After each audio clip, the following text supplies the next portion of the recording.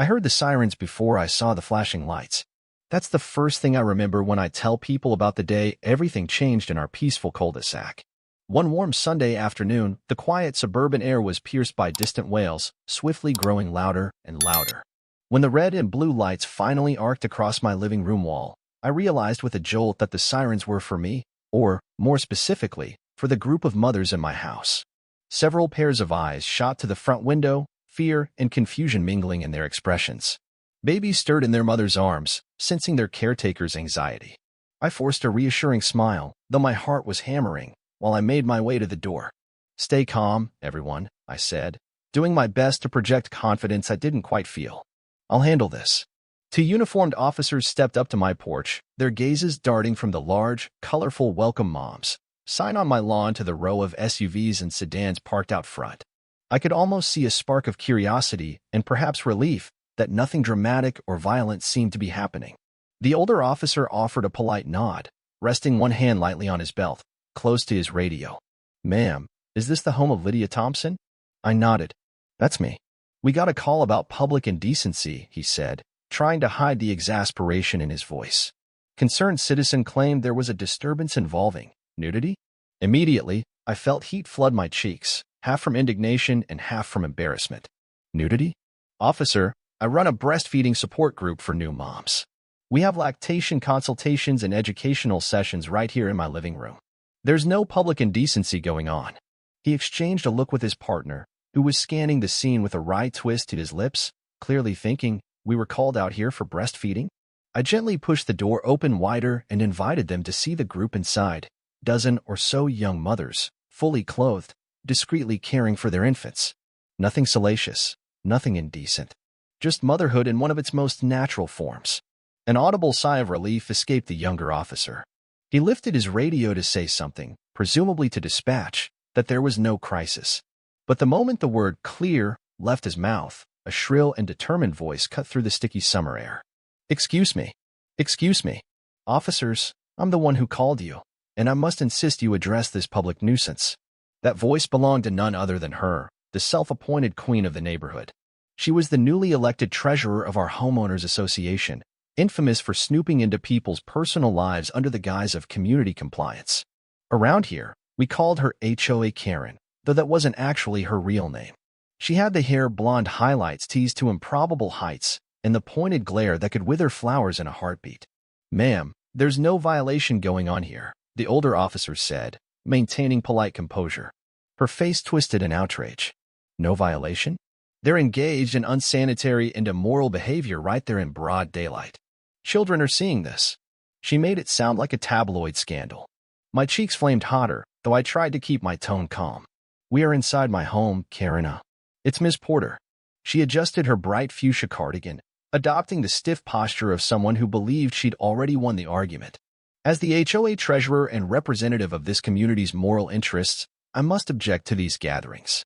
They lower property values and encourage, well, you see it, officers." One of the mothers, seated on my couch with her baby girl dozing in her arms, spoke in a shaking voice. "This is a breastfeeding support group. How can you say it lowers property values?" Miss Porter's lips thinned. "People are uncomfortable. I've received multiple complaints. Think of the children." It was all I could do not to roll my eyes.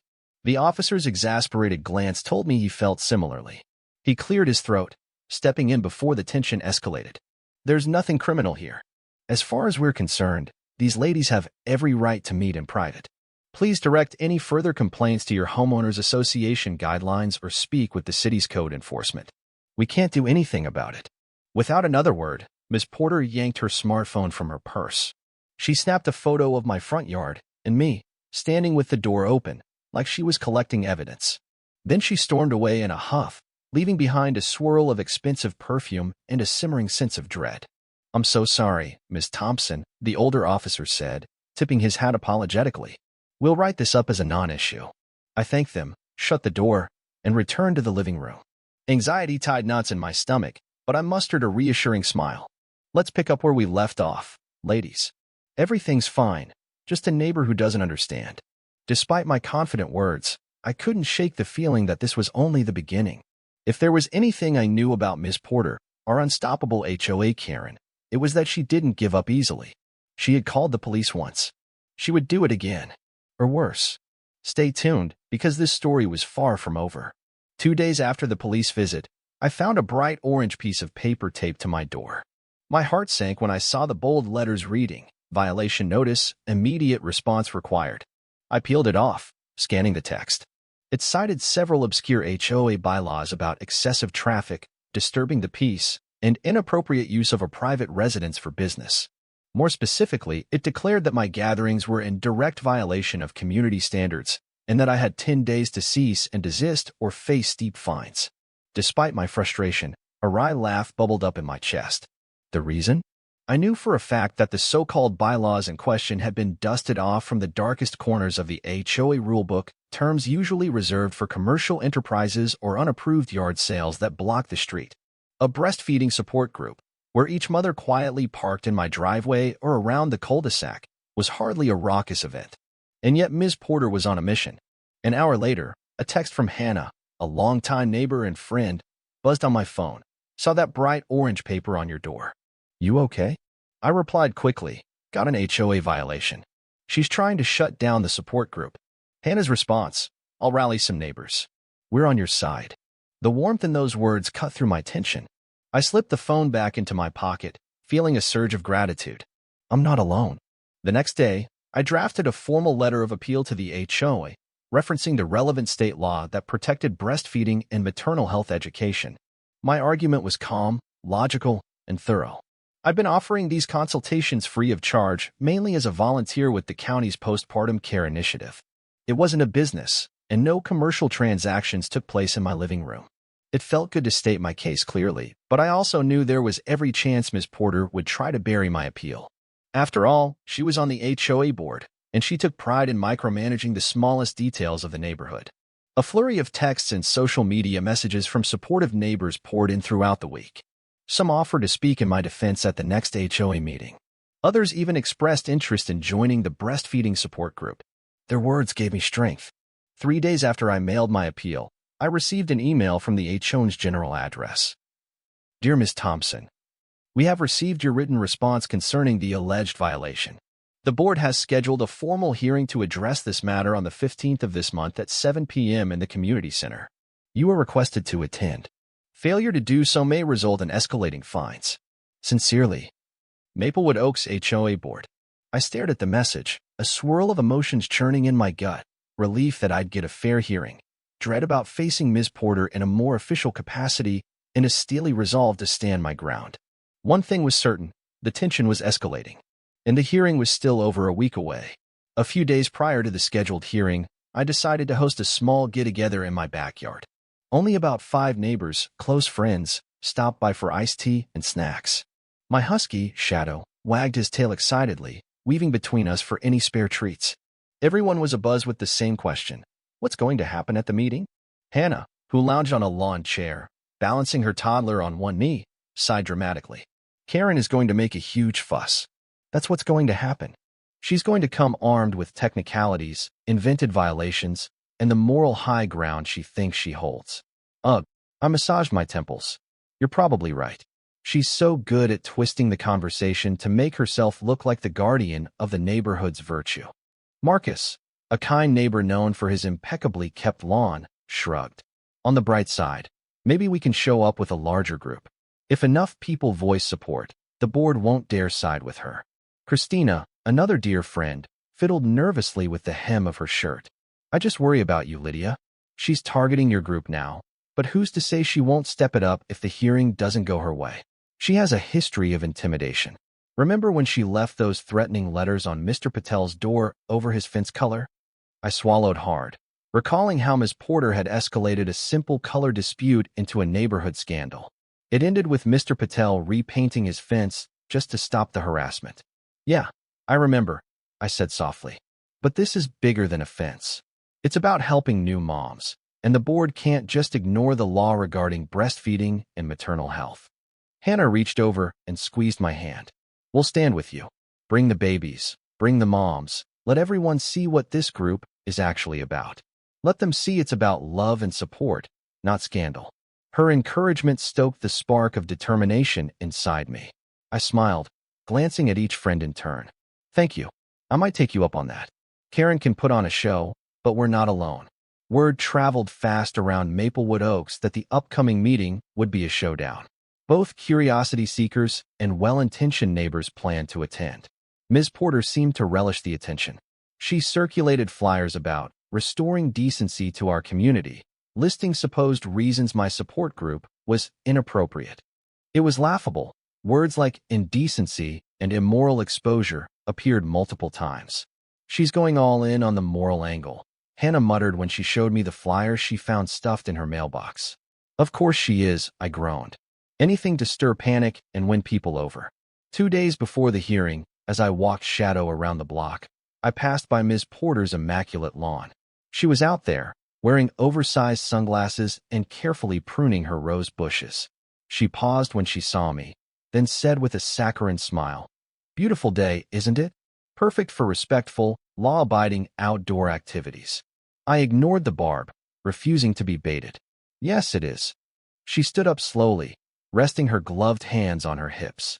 "I trust you've received the agenda for the upcoming meeting. Do be prepared, Lydia. I'd hate for you to be blindsided by the evidence I've collected." My pulse ticked up a notch. "Looking forward to it, Miss Porter." As I continued past her house, I heard the snip of pruning shears behind me, each clip feeling like a thread in the air. The Maplewood Oaks Community Center was abuzz like I'd never seen it before. Rows of folding chairs lined the room, quickly filling with neighbors. At the front, a long table for the HOA board members stood on a raised platform, with 5 chairs for the 5 officials. Miss Porter was among them, perched primly in the seat labeled Treasurer. Her expression was unreadable behind her neutral facade, but the room hummed with tension. Mothers from my support group had come, babies in tow or babes at home with sitters. Concerned neighbors, curious onlookers, and even some elderly couples who just liked to attend every meeting crammed into the rows of chairs. Some offered supportive nods as I walked down the aisle to find a seat near the front. At exactly 7 p.m., the HOA president, Mr. Caldwell, called the meeting to order. He was a thin, graying man whose patience had been tested by Ms. Porter's antics many times before. He cleared his throat and adjusted his glasses. "All right, folks, let's keep this organized," he began. "We have a few minor agenda items first, then we'll address the primary grievance. Please hold your comments until you're recognized." I sat tensely through a half-hour of mundane updates about landscaping budgets, streetlight replacements, and an upcoming community barbecue. Finally, the time came for my case to be heard. Mr. Caldwell flipped through some papers. "Now we address the matter of a formal complaint lodged by Ms. Porter against Ms. Lydia Thompson concerning alleged violations of the Maplewood Oaks bylaws." Ms. Porter shot up from her chair. "Thank you, Mr. Caldwell. I have compiled thorough documentation of Ms. Thompson's activities, which I believe compromise the values and property standards of our community. Specifically, Ms. Thompson has been hosting gatherings that—" Here she paused dramatically, letting her gaze sweep over the audience. "Involve public displays of partial nudity under the pretense of breastfeeding consultations." A ripple of murmurs spread through the crowd. I clutched the edge of my seat, determined to stay calm. "As you can see in these photos," Ms. Porter continued, lifting a stack of grainy images, probably zoomed-in shots from her phone, "several women arrive, park all over the street, and then proceed to expose themselves within Ms. Thompson's property for extended periods. This is not only disruptive, but also indecent." A few mothers in the crowd gasped, outraged at the term "expose themselves." Ms. Porter pressed on, "And if you check the bylaws, subsection 4.2.1, you will note that any excessive traffic or unapproved business activity is strictly prohibited. Ms. Thompson is ignoring these regulations. I demand the board issue a cease and desist order, followed by fines if she fails to comply." The hush that fell over the room was thick with judgment. Or maybe it was shock at Ms. Porter's audacity. Mr. Caldwell nodded gravely and turned to me. "Ms. Thompson, you have the floor to respond." I exhaled softly, rose to my feet, and faced the board. "Thank you. First, I want to clarify that these so-called exposures are about as indecent as any mother feeding her child. Our group meets indoors, and while some new moms may adjust clothing to nurse or pump, it's in a private space. Second, this is not a business, I'm a certified lactation consultant volunteer working under a county-run postpartum support program. We do not charge any fees. The entire aim is to provide free education and assistance to mothers who may be struggling with breastfeeding or postpartum concerns. As for traffic, we usually have half a dozen cars. People park on my driveway or curb, no different than any small gathering or book club. No driveways are blocked. No noise complaints have been filed. The only complaint is from Ms. Porter about the indecency of mothers feeding infants. Whispers of agreement rippled behind me. Emboldened, I continued. Most importantly, state law and even our city ordinances protect the right of women to breastfeed. I have a letter here from the county health department acknowledging this group as part of a maternal wellness initiative. I held up a printout of that letter. I urged the board to consider that Ms. Porter's complaint is without merit. If anything, it's a violation of the rights of these mothers to penalize them for legally protected activity. Silence followed, broken only by a faint coo from one of the babies in the back row. Mr. Caldwell gave Ms. Porter a measured look. Ms. Porter, do you have any evidence of actual noise, sanitation, or parking violations? She bristled, flipping through her papers. Well, there are these pictures of them carrying supplies into the house, setting up who knows what inside. And I personally saw a mother step outside to get some fresh air while still partially. Ma'am, Mr. Caldwell said firmly, the city has made it clear that breastfeeding is permitted in public places, let alone a private residence. Even if you personally find it inappropriate, we cannot enforce your personal morality as HOA code. I see no legitimate violation here unless there is proof of noise or safety hazards. Her nostrils flared. But it disturbs me. I have neighbors who are also disturbed. I would like to hear from them, Mr. Caldwell responded. If there are more neighbors feeling this way, please step forward. A tense pause. The entire room seemed to hold its breath. Then, to Ms. Porter's clear disappointment, not a single person stood to corroborate her claim. Instead, one by one, a handful of supporters rose to speak in my defense. Hannah went first, testifying that the support group was crucial for many new moms. Christina followed, describing how she overcame postpartum depression through the network of friends she met at my home. Another neighbor brought up the benefit of having informed mothers in the community, reducing ER visits, fostering healthier babies. Meanwhile, Ms. Porter's shoulders sank lower and lower with every endorsement.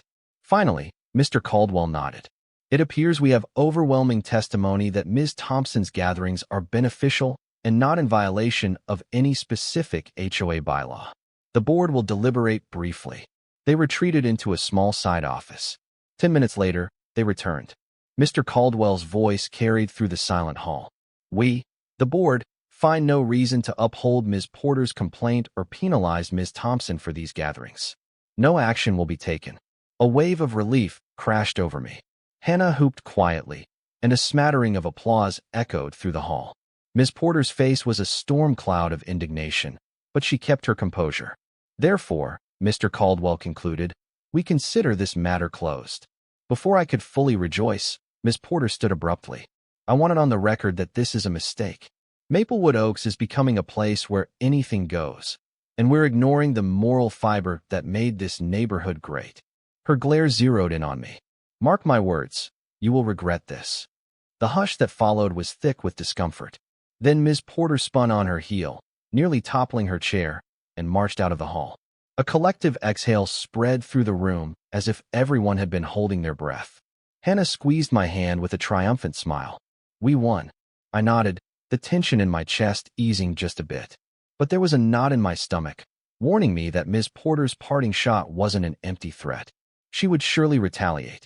The question was how. The retaliation didn't take long to materialize. The very next morning, a brand new sign popped up at the entrance of our subdivision. No solicitation. Unauthorized groups will be fined. The sign bore the official HOA logo. It was as though Ms. Porter had launched a personal vendetta against any form of gathering. It was blatant intimidation. Later that week, a group of new mothers arrived at my house for our usual session, looking anxious. One of them held a note she'd found on her windshield, typed in bold letters. Maplewood Oaks is for respectable families, not for shameless exhibitions. Consider yourself warned. It made my blood boil. Another mother reported that someone, presumably Ms. Porter, had filed a complaint with Child Protective Services, suggesting there might be unsafe practices in my home. Thankfully, after a brief check, the case was dismissed as unfounded. But the damage was done. Fear was creeping into our group. I refused to let Ms. Porter's harassment destroy our circle of support. So I doubled down, contacting the county health department to let them know about the intimidation. They assured me that if Ms. Porter tried calling the police again, they would send a representative to back me up. When the mothers heard this, relief replaced their fear. We kept meeting, carefully locking our doors, but forging on with our discussions, breastfeeding advice, and emotional support. Meanwhile, Ms. Porter seemed to be growing more desperate. She began lurking around corners, peeking through windows. Once, I even spotted her craning her neck over my backyard fence. Shadow barked viciously, sending her scurrying away. One evening, after a particularly long day, I found an envelope slipped under my door. Inside was a single sheet of paper that read, "We don't want you here. Stop, or we'll make you stop." My stomach twisted in knots. The note was anonymous, but the unsubtle threat pointed to only one source. I couldn't imagine Ms. Porter stooping to something this ominous. Yet I couldn't imagine anyone else who had so much vested interest in scaring me away. My worst fears were realized one Friday morning, about a month after the big meeting. Another gathering was in full swing. About 8 mothers sat in my living room, exchanging tips about everything from latching problems to postpartum exercises. Outside, the sun warmed the suburban streets. Suddenly, the high-pitched wail of sirens cut through our conversation like a knife. Heart pounding, I hurried to the window. Sure enough, a police cruiser pulled up, lights flashing. A second later, a black SUV with the county health department emblem turned onto my street, parking right behind the cruiser. I hurried to the door, adrenaline coursing through my veins. As I opened it, 2 uniformed officers stepped forward, followed by a woman in a crisp navy blazer, her county badge pinned to her lapel. The older officer inclined his head. "Morning, Miss Thompson." Another complaint was phoned in. Anonymous call about public indecency and potential child endangerment. A wave of anger and disbelief washed over me. Child endangerment? How many times can this happen? The officer gave a sympathetic shrug. The woman with the county badge stepped up, offering a tight smile. "I'm Cynthia Perez, County Health Department. I'm aware of your breastfeeding support group. We're here to clarify the legitimacy of your program to the responding officers and to the complaining party." As if on cue, Miss Porter came rushing from across the street, a triumphant gleam in her eye. "Officers, finally, you've arrived. I demand that you put a stop to this shameful gathering. These women are engaging in acts that—" Cynthia Perez held up a hand. "Ma'am, I'm from the health department. We've sanctioned Ms. Thompson's volunteer program as part of a county-wide maternal wellness initiative. Everything here is completely above board." The older officer nodded in agreement. "Yes, Miss Porter. We've visited this location before and found no violation." Ms. Porter's nostrils flared. "But I have pictures. And how can you approve something like this? It's indecent. These mothers should stay in their own homes, not flaunt there." Her tirade was cut short by Cynthia's firm voice. "Nursing an infant is protected by state law. This support group is recognized by our department for promoting maternal health, especially for new mothers who lack resources. If you continue filing false or misleading reports, it could be considered harassment." For a split second, Miss Porter looked truly rattled. She turned her anger on Cynthia. "You have some nerve, interfering in a homeowners association matter." Cynthia's eyes narrowed. "Ma'am, I'm here under the authority of the county. I have every right to be here, especially when the complaint involves allegations against a county-approved service. Do you understand that this group is not only legal but encouraged by the health department?" Miss Porter's bravado wavered for the briefest of moments before she aimed her phone at Cynthia, presumably recording. "This is outrageous. You're siding with them? I have a right to my opinion." "You do," Cynthia responded, "but not to maliciously disrupt a legal gathering or misuse police resources." With that, Miss Porter huffed in fury. She turned on her heel and stomped back toward her house, still filming.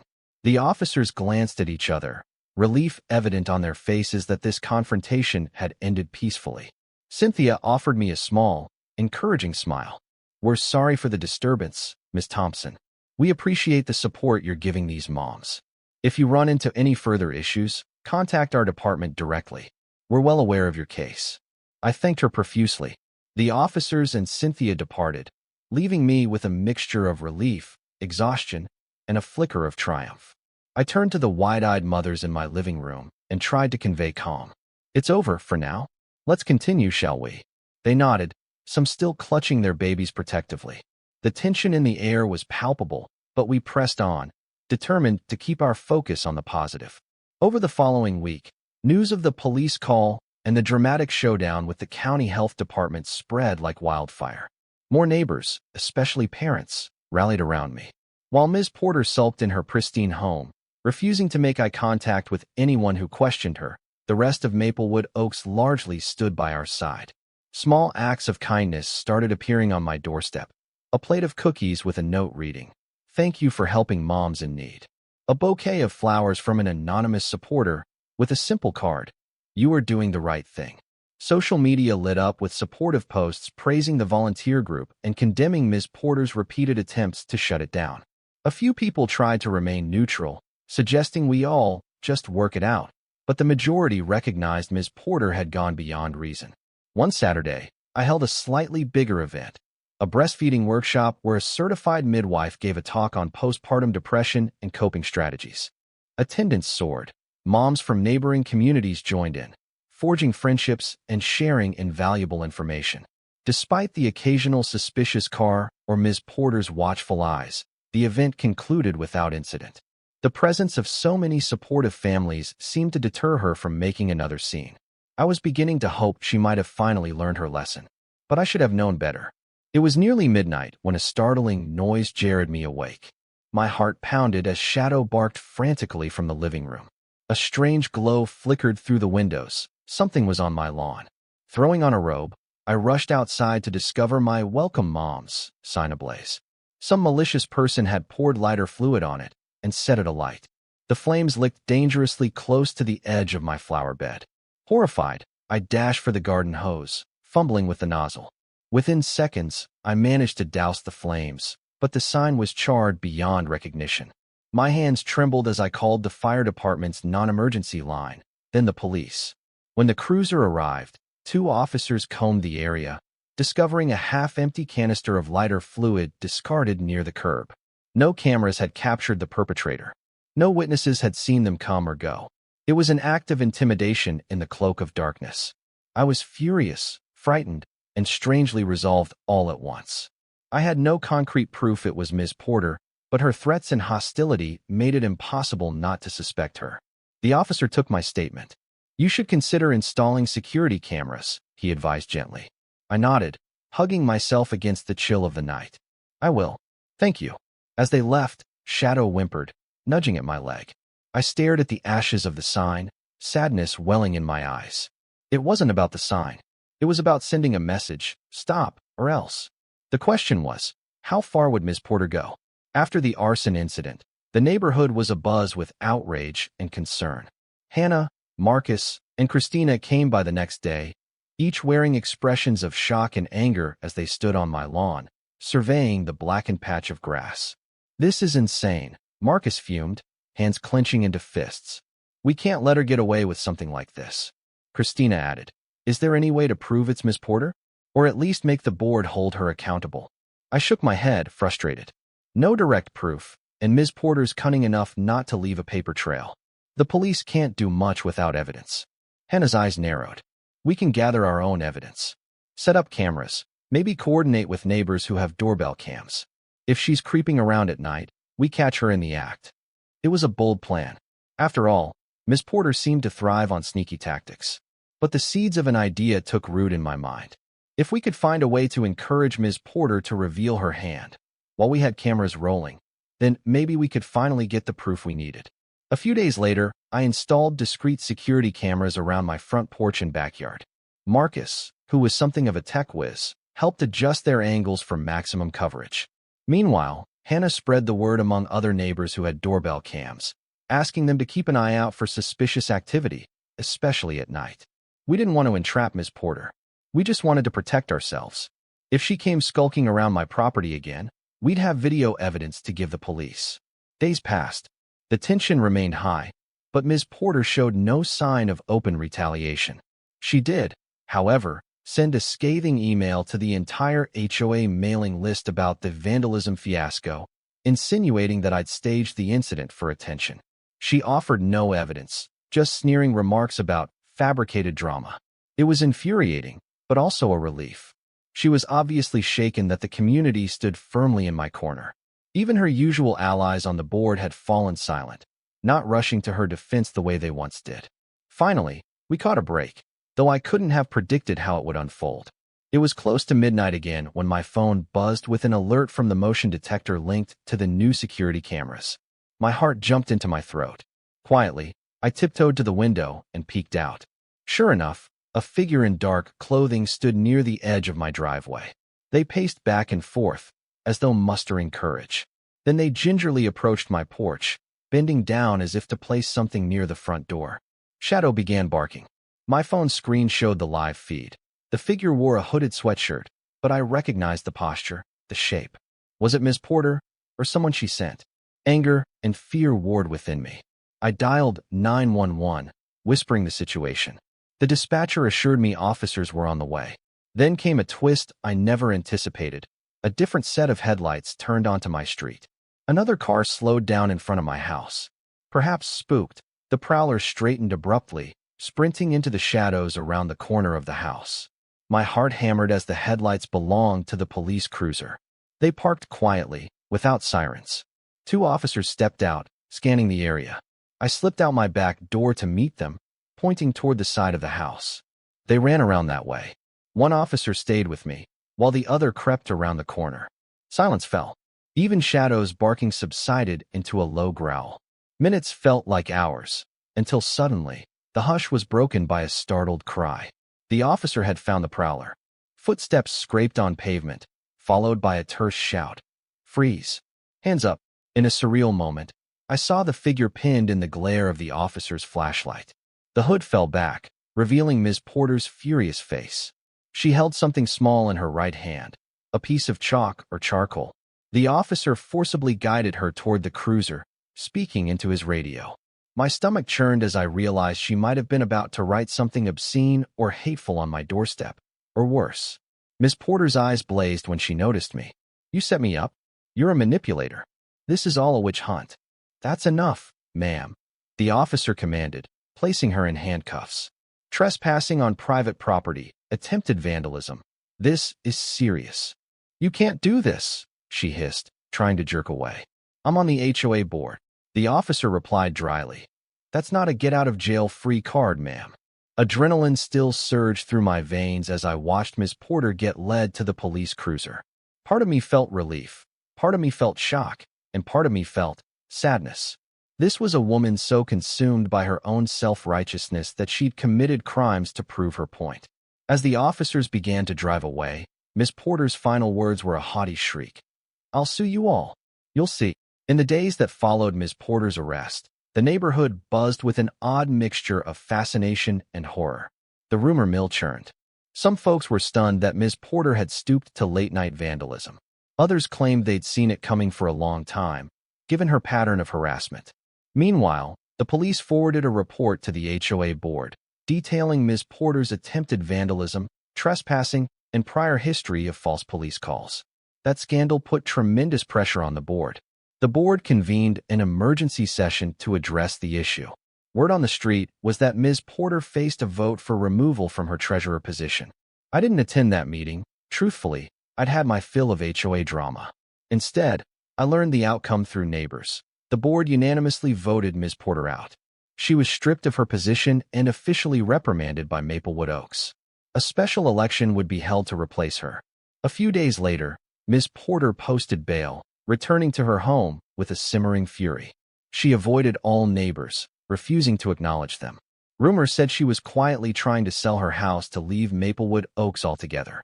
For the first time in months, I felt something resembling peace. The mothers came for their sessions without fear. The yard signs and hateful notes stopped appearing. My security cameras captured only the usual scenes: kids riding bikes, dog walkers, the mail carrier. One sunny afternoon, Hannah and Christina dropped by with their kids, and we settled in my living room, smiling as we watched the little ones play. Never thought I'd see the day, Hannah said, shaking her head in disbelief. Miss Porter finally got her comeuppance. I sighed, half in relief, half in sorrow for everything that had happened. I just hope she finds it in herself to accept accountability someday. Christina nodded. Who knows what drives people to act like that? But at least we can keep doing what's best for these moms. The conversation shifted to lighter topics: new recipes, weekend plans, the silly antics of neighborhood pets. For the first time in a long while, the tension wasn't there, overshadowing everything. A few weeks later, at dusk, I stood on my front porch and gazed at the freshly replaced sign. Welcome to Maplewood Oaks, a family-friendly community. It felt like a bittersweet symbol of hope. The blackened patch of my lawn had regrown, courtesy of some meticulous reseeding and a lot of patience.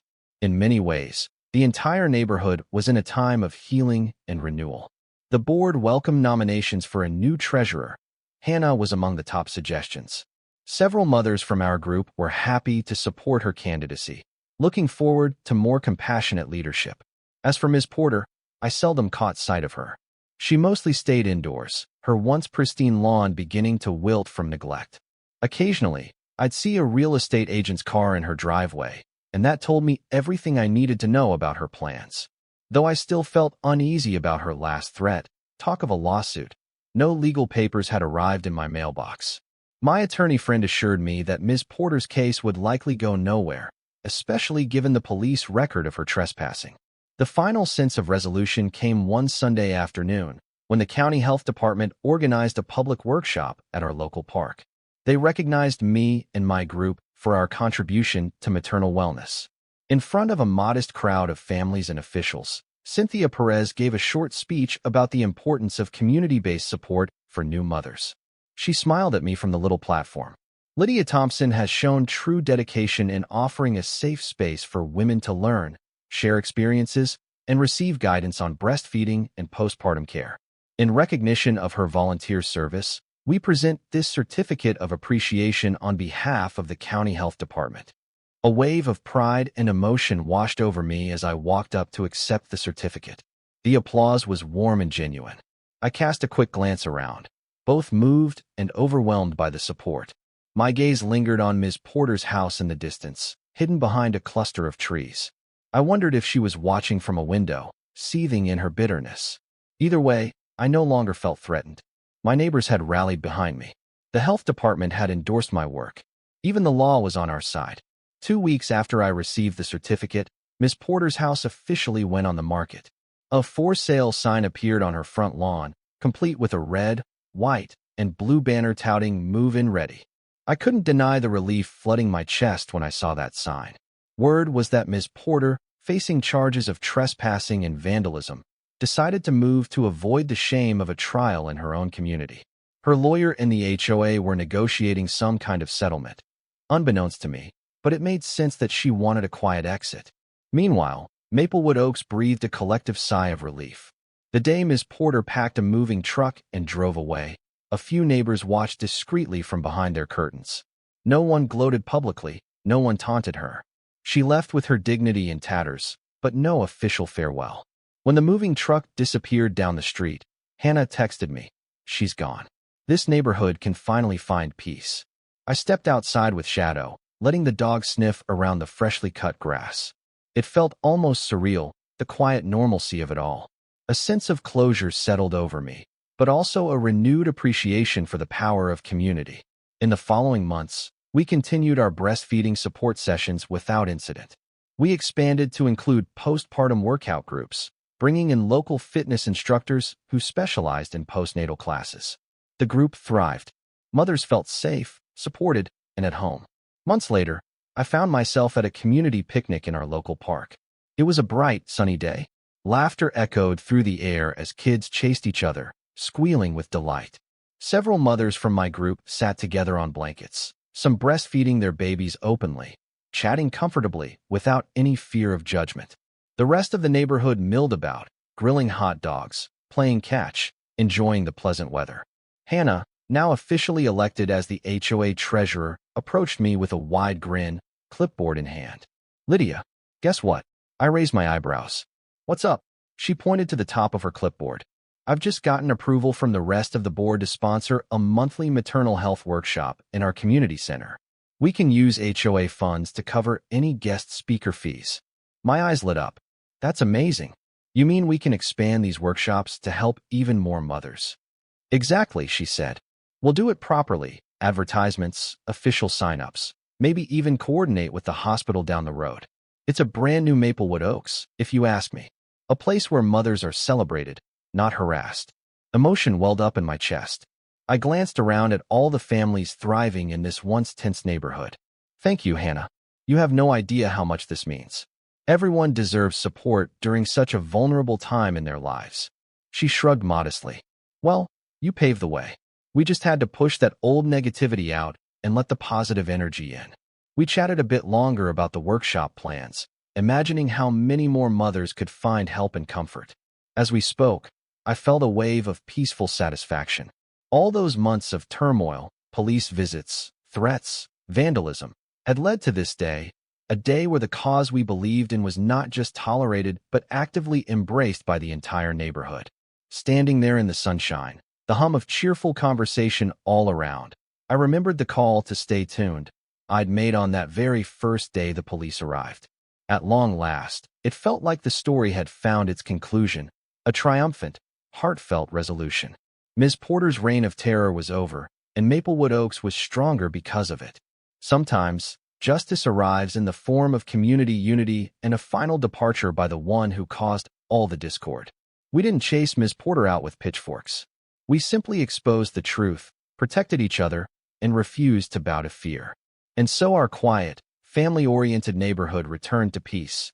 And in doing so, it became the place we'd always hoped it could be, a haven for families, mothers, children, and everyone who calls Maplewood Oaks home.